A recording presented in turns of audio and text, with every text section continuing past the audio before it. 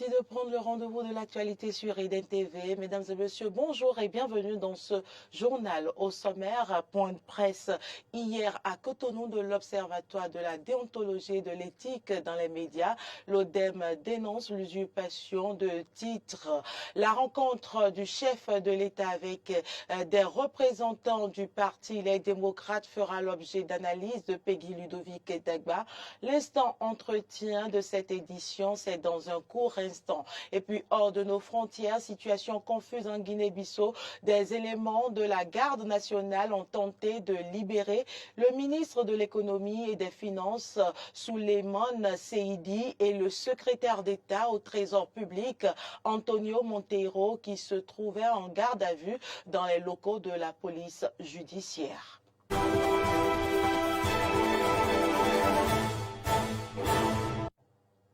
Merci pour l'attention. Je l'annonçais dans les titres. Rencontre, le porte-parole du gouvernement s'est prêté à l'exercice de questions-réponses face aux hommes des médias. Entre autres sujets abordés, la rencontre du chef de l'État avec les représentants du parti de l'opposition, les démocrates. Nous l'écoutons. Plusieurs points ont été en débat, notamment celui qui portait sur la préoccupation de ce parti relative à la fiabilité de la liste électorale, dont il réclame un audit. Le président de la République s'est montré tout à fait disponible et ouvert, et vous l'avez vu, a offert à ce parti la possibilité de recourir à des experts de son choix, lesquels seront mandatés pour procéder à l'audit. Ensuite, un point qui a été abordé, et vous l'avez entendu, ça a été le plaidoyer de la délégation de ce parti pour l'amnistie en faveur de personnes incarcérées à la suite de violences perpétrées dans notre pays à l'occasion des élections de 2019 et 2021 en particulier.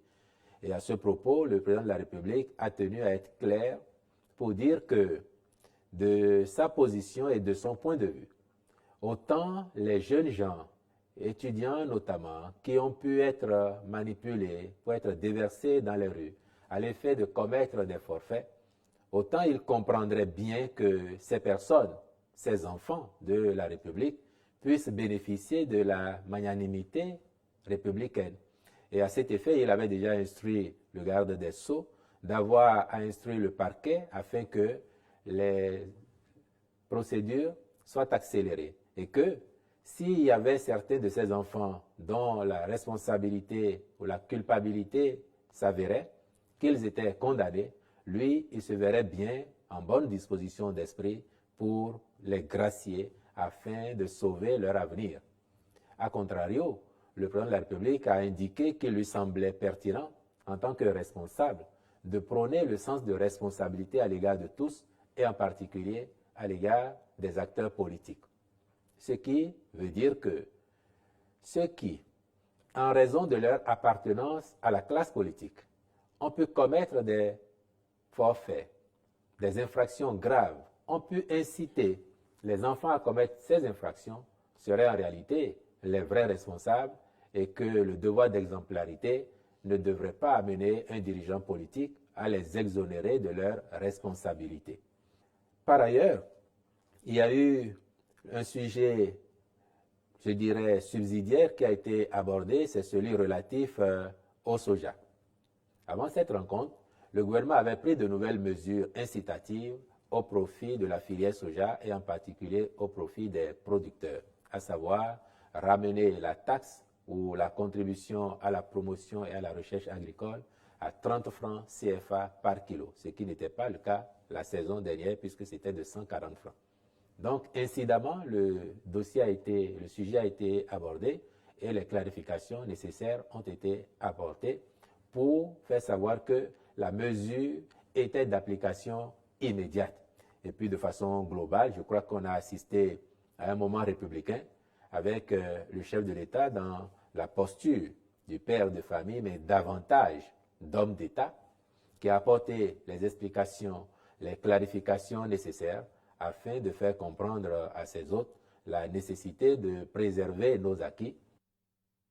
L'Observatoire de la déontologie et de l'éthique dans les médias a donné de la voix hier à la maison des médias Thomas Meillanson à Cotonou. À travers un point de presse, l'organe d'autorégulation des médias a rendu public un communiqué dans lequel il dénonce l'usurpation de titres dans la corporation. La démarche vise à travailler à reconquérir la noblesse du métier de journaliste. Suivez ici l'intégralité du communiqué J'y arrive, lu par le vice-président Firmin Gbekan.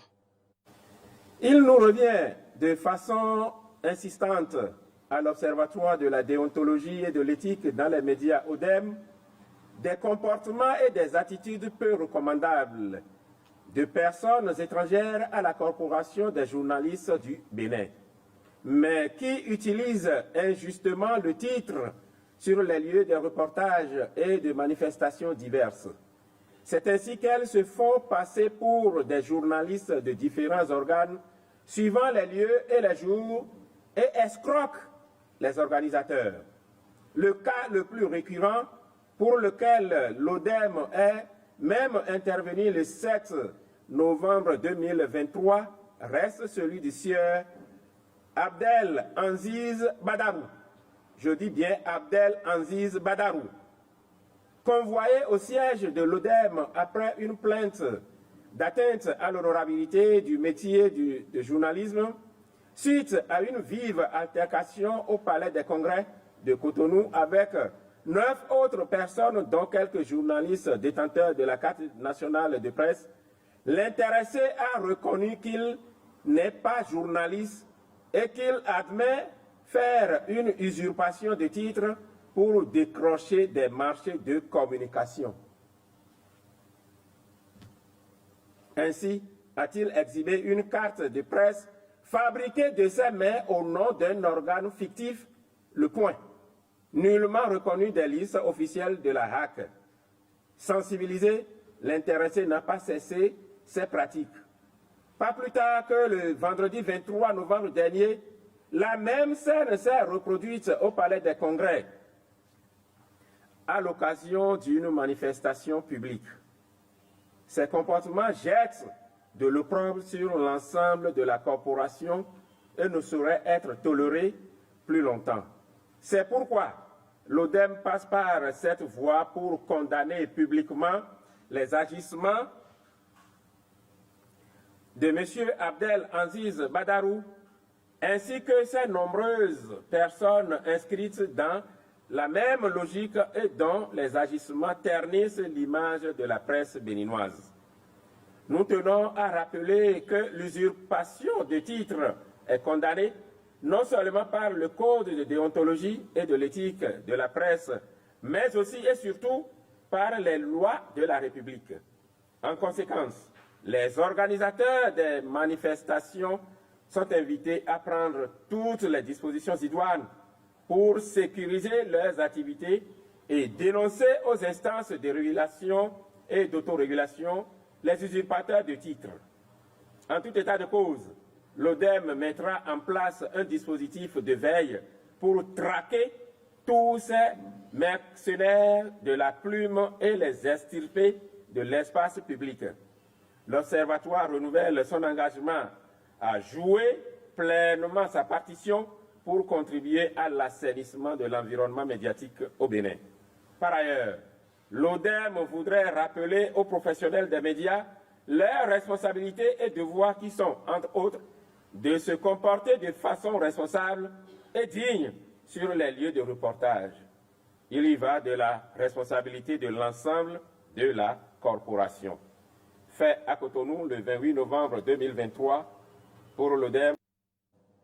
Lancement officiel à Cotonou de la première édition du Congrès international des familles et couples. C'est une initiative de la coach Joanne Kenom-Fanou, consultante gens et familles qui vise à promouvoir la paix et la joie dans les foyers. Clémence Tonouquois. Stop à l'amertume dans vos vies et dans vos couples, c'est le thème de cette première édition du Congrès international des familles et couples CIFAC 2023.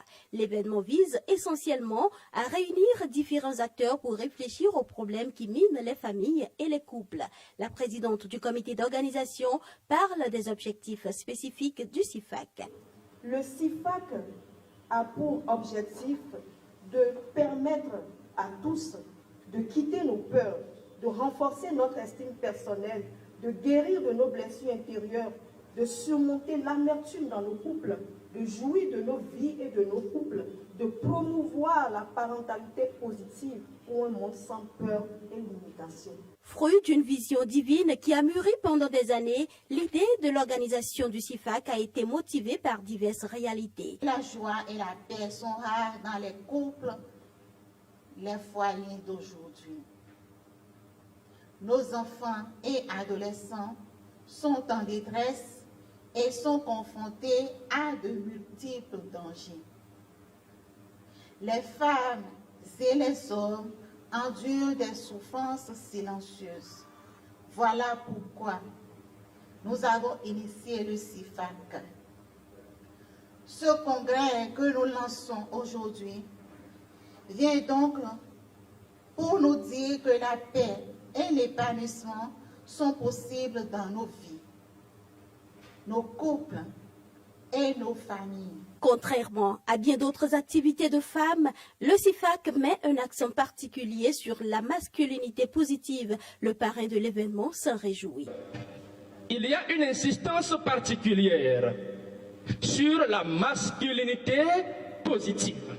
Cette portion du thème, ça m'a beaucoup sidéré. Parce que nous constatons que malheureusement, en voulant aider les femmes, nous semons en elles une amertume qui n'existe pas encore. Du simple fait de dire l'homme, il est mauvais, et nous assistons à des mariages dans lesquels les femmes rentrent sur une position défensive, malheureusement, alors qu'il n'y a même pas de mal en face.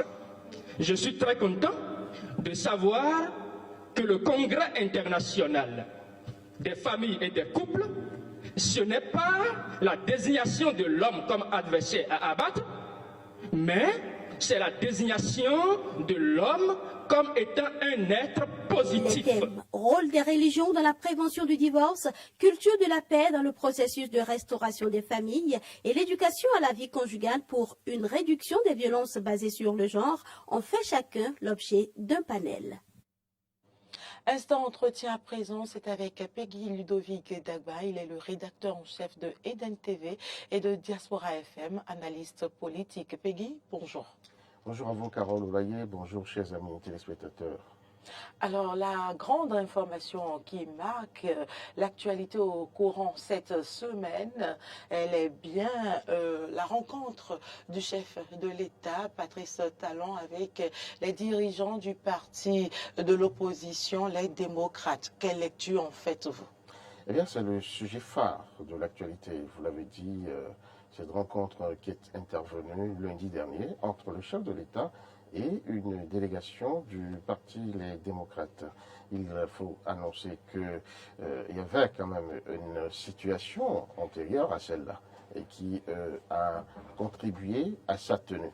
C'est bel et bien la saisine de la communauté internationale par l'ancien président Thomas Boni-Yayi, devenu président du parti Les Démocrates, à l'effet de venir auditer et bien sûr les institutions organisatrices des élections chez nous.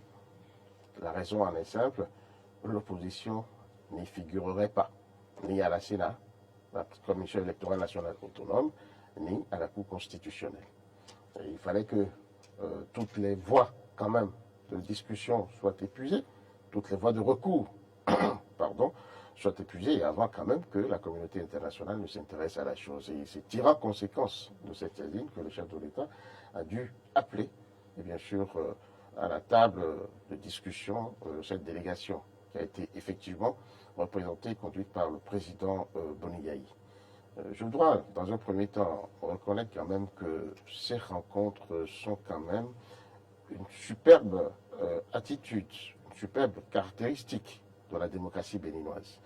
Parce que deux personnalités qui ne se vouent pas la haine, mais qui se vouent une opposition, qui généralement ne sont pas souvent dans la disposition de se parler. Mais ici au Bénin, ça arrive souvent. Et je me souviens, sous le régime Mathieu Kérékou, où il y avait cette opposition larvée entre le président Mathieu Kérékou et le président Nicéphore Dieudonné Soglo. Et les deux n'étaient pas vraiment tendres avec eux.